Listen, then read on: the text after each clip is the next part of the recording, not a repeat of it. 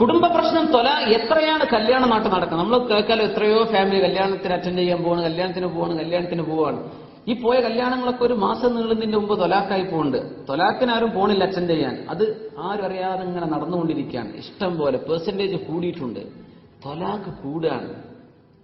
എന്തേ പ്രശ്നം? വളരെ കുറഞ്ഞ നിസ്സാര കാര്യം ഉണ്ടാവുള്ളൂ.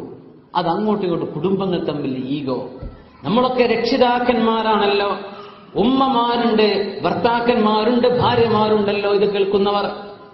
എന്തെങ്കിലും ഒരു കുടുംബ പ്രശ്നമുണ്ടായാൽ ആ കുടുംബ പ്രശ്നം നമ്മുടെ വീടിന്റെ ഉള്ളിൽ ഒരു ഭാര്യയും ഭർത്താവും ഒരുമിച്ചിരുന്ന പ്രശ്നം പരിഹരിക്കേണ്ടതിന് പകരം മൂന്നാമതൊരാളിന്റെ നാലാമതൊരാളിന്റെ ചെവിയിലെത്തുകയും അത് അഞ്ചാമിന്റെയും ആറാമിന്റെയും മഹല്ലുകാരന്റെയും നാട്ടുകാരുടെയും ചെവിയിലെത്തുകയും എന്നിട്ടത് പിന്നെ കുടുംബ കോടതിയിലെത്തുകയും അങ്ങനെ കോടതി വരാന്തകളിൽ ത്വലാഖ് വാങ്ങിച്ചു കിട്ടാൻ വേണ്ടി നെട്ടോട്ടമോടുന്ന അവസ്ഥയിലേക്ക് ഉമ്മത്തിന്റെ സംസ്കാരം മതപ്പതിച്ചത് എത്ര വലിയ നാണക്കേടാണ്. നമ്മുടെ പള്ളിയുടെ മെഹ്റാബിൽ നിന്ന് പരിഹരിക്കേണ്ട പ്രശ്നങ്ങൾ എന്തേ കോടതിയിലെത്തിയത്? സുബ്ഹാനല്ലാഹ്, ചെറിയ ചെറിയ പ്രശ്നങ്ങൾ വരുമ്പോ ഉമ്മമാര് പറഞ്ഞു കൊടുക്കുന്നുണ്ടോ? മോളെ, എന്തെങ്കിലും പ്രയാസം വന്നാൽ മോൾ അവിടെ ക്ഷമിക്കണം. ഇത് ഉമ്മ പറഞ്ഞു കൊടുക്കുന്നുണ്ടോ? വാപ്പ പറയാം, ഞാൻ എങ്ങനെ വളർത്തിയ മോളാണ്, മോൾക്ക് അങ്ങനെ പ്രയാസം ഉണ്ടെങ്കിൽ മോൾ അടുത്ത ബസ്സിന് കയറിപ്പോന്നോ, അല്ലെ വാപ്പതാ വണ്ടി അയക്കുന്നു. എന്താണ് ഈ പറയുന്നത്? എന്താണ് ഈ ധാർഷ്ട്യം? എന്തിനാണ് ഈ ധിക്കാരം കാണിക്കുന്നത്? ജീവിതം കൊണ്ടുള്ള പന്താട്ടം എന്തിനാണ്? ഏതെങ്കിലും ഒരു ഉമ്മ പറഞ്ഞിട്ടുണ്ടോ മോളെ, എന്തെങ്കിലും അരുതാത്തത് നിന്റെ ഭർത്താവിന്റെ വീട്ടിൽ നിനക്ക് അനുഭവിക്കേണ്ടി വന്നാൽ വാപ്പ മകളോട് പറഞ്ഞിട്ടുണ്ടോ മോളെ, അവിടുത്തെ കുറ്റവും കുറവും ഇവിടെ വന്ന് പറയല്ലേ മോളെ, നീ ക്ഷമിക്കണം, മകൾ ക്ഷമിക്കണം, ഉള്ളതുകൊണ്ട് പൊരുത്തപ്പെട്ട് ജീവിക്കണം മോളെ, ഇല്ലായ്മ അവിടെ നിന്ന് പറയല്ലേ, സന്തോഷം പറഞ്ഞാൽ മതി മകളെ എന്ന് ഏതെങ്കിലും ഒരു ഉമ്മയും വാപ്പയും സ്വന്തം കെട്ടിച്ചയക്കുന്ന മക്കൾക്ക് ഉപദേശം കൊടുക്കാറുണ്ടോ? ഒരു പ്രശ്നം ഉണ്ടാകുമ്പോഴേക്കും ഈ എന്താണ് കിബിർ, നാലാള് വണ്ടിയിൽ അവിടുന്ന് ഇവിടുന്ന് നാലാൾ അവിടുന്ന് അങ്ങോട്ട്, എന്നിട്ട് പത്രാസ് കാണിക്കാം. നമുക്കെന്താ കുറവ്? ആരുടെ മുമ്പിലാണ് ഈ കാണിക്കുന്നത്? ആരുടെ മുമ്പിലാണ് ഈ കാണിക്കുന്നത്? റഹ്മാനായ അല്ലാഹുവിന്റെ കാരുണ്യത്തിന്റെ അണമുറിയാത്ത പ്രവാഹം എങ്ങാനും അല്ലാഹു ഒരു സെക്കൻഡ് നേരം തടഞ്ഞു നിർത്തിയാൽ നമ്മുടെ പത്രാസ് കഴിഞ്ഞില്ലേ, നമ്മുടെ അഭിമാനം കഴിഞ്ഞില്ലേ, എല്ലാം കഴിഞ്ഞു. അല്ലാഹുവിന്റെ റഹ്മത്തിന്റെ ഒരു അപാരമായ റഹ്മത്ത് കൊണ്ടാണല്ലോ നമ്മൾ അഹങ്കാരം കൊണ്ട് സംസാരിക്കാൻ ഉപയോഗിക്കുന്ന നാവും ചലനവും വാക്കുകളും ചിന്തകളും പോലും അല്ലാഹു തആല കോടാനുകോടി സെല്ലുകൾ തലച്ചോറിൽ വെച്ചതിനെ ഒന്നിനെ അല്ലാഹു നശിപ്പിച്ചാൽ, ഒരു നെർവ് സിസ്റ്റം തകരാറിലായി പോയാൽ പിന്നെ നീ പറയുന്നത് എന്തോന്ന് നിനക്ക് പോലും അറിയാത്ത ഭ്രാന്തനായി മാറാൻ അല്ലാഹു തആല ഒരു ചെറിയൊരു പിടുത്തം പിടിച്ചാൽ മതി. എന്തിനാണ് ധിക്കാരം? സമ്പത്തിന്റെ പേരിലോ മുതലുണ്ടായതിന്റെ പേരിലോ? ഇബ്നു അബ്ബാസ് റളിയല്ലാഹു അൻഹു പറയുമായിരുന്നു, അല്ലാഹു തആല പറഞ്ഞ ചില ക്രൈറ്റീരിയൻ മനുഷ്യൻ മാറ്റിമറിക്കുന്ന ഒരു അവസ്ഥ വരും. അല്ലാഹു പറയുന്നു, ഇന്ന അക്രമക്കും ഇൻദല്ലാഹി അത്ഖാകും. പടച്ചോനെ, ഈ ഹദീസ്, ഈ അസർ വായിച്ചോ എനിക്ക് തോന്നി നമ്മളെ പറ്റിയാണോ ഈ പറയുന്നത്? 1400 കൊല്ലം മുമ്പ് റഈസുൽ മുഫസ്സിരീൻ ഇബ്നു അബ്ബാസ് റളിയല്ലാഹു അൻഹുമാ അവർ പറയാ, ഖുർആൻ ഇങ്ങനെ പറഞ്ഞു, ഇതൊക്കെ ഇങ്ങനെയൊക്കെയാണ് കാര്യങ്ങൾ, മനുഷ്യന്മാരാണ് തിരുത്തിയത് ഇങ്ങനെയൊക്കെയാണ്. എന്താ അതിലൊന്ന്? ഇതാണ്. 3 വിഷയങ്ങളുണ്ട്. ഒന്നിതാണ്, ഇന്ന അക്രമക്കും ഇൻദല്ലാഹി അത്ഖാകും. നിങ്ങളുടെ അടുത്ത് ഏറ്റവും വലിയ ഇമേജും പ്രസ്റ്റീജും ഒക്കെ ഉള്ള ആൾ ആരാണ്?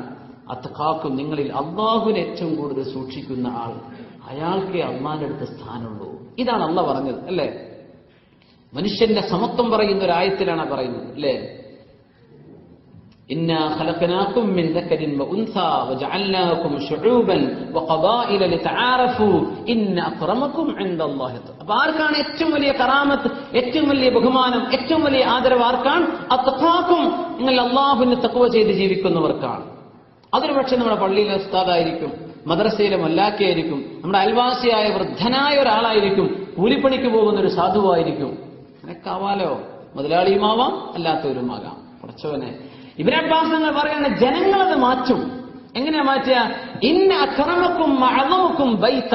നിങ്ങൾ ഈ വലിയ ആളെന്ന് പറഞ്ഞാൽ വലിയ പേരുള്ള ആളാണ്, വലിയ ആള് എന്ന് ജനങ്ങൾ ഇത് മാറ്റും എന്ന് 1400 കൊല്ലം മുമ്പ് ഇബ്നു അബ്ബാസ് റളിയല്ലാഹു അൻഹു.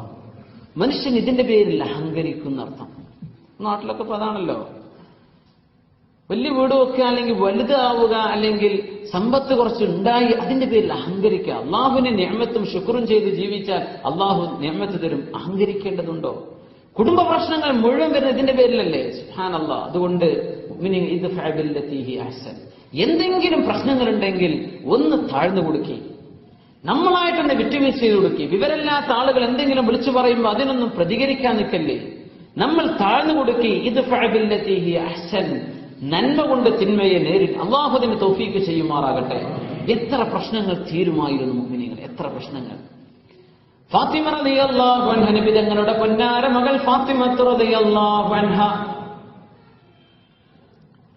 അലി റളിയല്ലാഹു അൻഹു ദീർഘമായ യാത്ര കഴിഞ്ഞ് തിരിച്ചു വന്നപ്പോ ക്ഷീണിച്ചു നിൽക്കുന്ന പൊന്നാര ഭാര്യ, അത് ഹബീബിന്റെ മകളാണ്. സയ്യിദത്തു നിസാഇ അഹ്ലിൽ ജന്ന, സ്വർഗീയ യുവതികളുടെ മുഴുവൻ ആളുകളുടെയും നേതാവാണ് ഫാത്തിമ റളിയല്ലാഹു അൻഹാ. ബിദ്അത്തും മിന്നി, അവരെന്റെ കരളിന്റെ കഷ്ണമാണെന്ന് ഹബീബ് സ്വല്ലല്ലാഹു അലൈഹി വസല്ലം. വന്നപ്പോ ഫാത്തിമ ബീവി റളിയല്ലാഹു അൻഹ വല്ലാതെ ക്ഷീണിച്ച് അവശയായി കിടക്കാൻ. മക്കളും വല്ലാതെ ക്ഷീണിച്ചു. നമ്മൾ എയർപോർട്ടിൽ ചെന്ന് ഇറങ്ങുമ്പോ എന്താ മോനെ ക്ഷീണിച്ചോ? ആ ചോദ്യമല്ലത്, ശരിക്കും ക്ഷീണിച്ച തന്നെയാണ്, ശരിക്കും ക്ഷീണിച്ചിരിക്കുകയാണ്. ഭക്ഷണം കിട്ടാഞ്ഞിട്ട് ചോദിച്ചു, എന്തേ ഫാത്തിമ, നിങ്ങൾക്ക് എന്തേ പറ്റിയത്?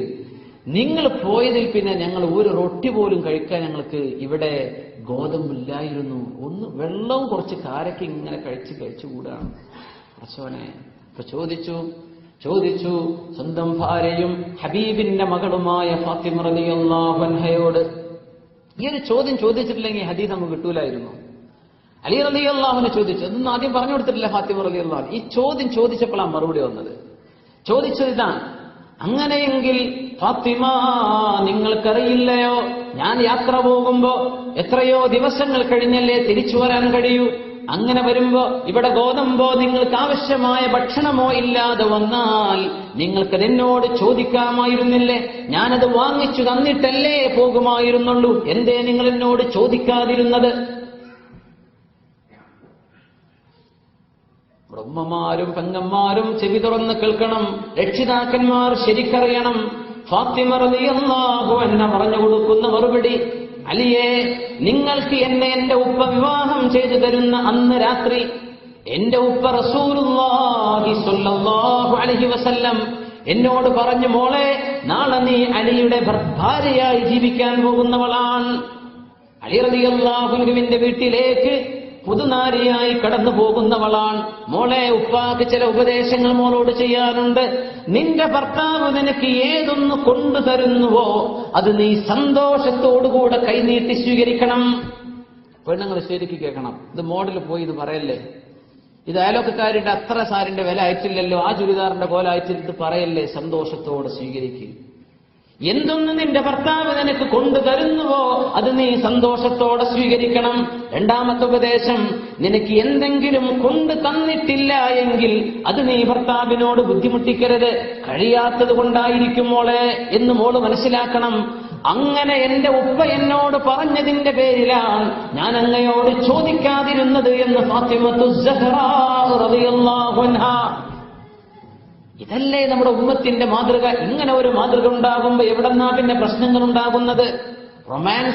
റൊമാൻറ്റിക്കായിട്ട് ചിന്തിച്ച് ജീവൻ എന്ന് പറഞ്ഞത് പാട്ടുപാടി ആനന്ദിച്ചുല്ലസിക്കുന്ന സിനിമക്കാരൻ കാണിച്ചു തരുന്നതാണ് ജീവിതമെന്ന് മക്കള് കുട്ടികളെന്ന് വിചാരിച്ചു പോയിരിക്കാൻ. ഏതെങ്കിലും വാപ്പമാർ കഴുത്തിൽ താങ്ങാവുന്നതിലുമേറെ സ്വർണം ചാർത്തിക്കൊടുത്ത് സ്വന്തം മക്കളെ കെട്ടിച്ചയക്കുമ്പോ ഏതെങ്കിലും ഒരു ഉമ്മ വിവാഹ ജീവിതത്തെ സംബന്ധിച്ച് മകൾക്ക് ഉപദേശം കൊടുത്തിട്ടുണ്ടോ? ഏതെങ്കിലും ഒരു വാപ്പ, മോളെ, മോള് വന്ന് വാപ്പാനെടുത്ത് വന്നിരിക്കും, മോളോട് ചില കാര്യങ്ങൾ വാപ്പാക്ക് ചോദിക്കാനും സംസാരിക്കാനുണ്ട്, മോളോട് പറഞ്ഞു കൊടുത്തിട്ടുണ്ടോ? എന്താണ് ഈ ജീവിതം? നമ്മൾ ആകെ തലതല്ലി ഇടങ്ങാറാകുന്നത് സ്വർണ്ണം ഉണ്ടാക്കാനാണ്. സ്വർണത്തിന്റെ വില അങ്ങനെ കൂടാണ്, നമ്മുടെ വേദാറിന്റെ കിതപ്പ് കൂടും ചെയ്യാം. എന്നിട്ട് ഈ പോകുന്ന മക്കൾ ഇങ്ങനെ തൊലാക്ക് ചൊല്ലി പിറ്റത്തെ മാസം കൊണ്ട് തിരിച്ചു വന്നാൽ എന്താണ് ഇതിന്റെയൊക്കെ വിഷമം? എവിടെയാണ് ഈ സങ്കടം കൊണ്ടുപോയി വെക്കുക? കെട്ടിക്കാനാപ്പോ ഇടങ്ങാറാവണത്. കെട്ടിച്ച് കഴിഞ്ഞിട്ട് അവർക്ക് സമാധാനം ഇല്ലെങ്കിൽ എന്താണ് അവസ്ഥ? ഇതിനൊക്കെ എന്താ പ്രശ്നം വരുന്നത്? കുറച്ച് വാക്ക്, ഉമ്മ അങ്ങനെ പറഞ്ഞു, വാപ്പ അങ്ങനെ പറഞ്ഞു, ഭർത്താവ് ഇങ്ങനെ പറഞ്ഞു, ഒരു പെങ്ങൾ ഇങ്ങനെ പറഞ്ഞു, ഭർത്താവ്. എന്തിനാണ്? മനുഷ്യന്മാരല്ലേ നമ്മളൊക്കെ? ആരും മലക്കളല്ല, നമ്മളൊക്കെ മനുഷ്യന്മാരാണ്. To err is human. തെറ്റുപറ്റൽ സ്വാഭാവികല്ലേ? മാപ്പാക്കി കൊടുക്കിൻ, ക്ഷമിച്ചു കൊടുക്കിൻ.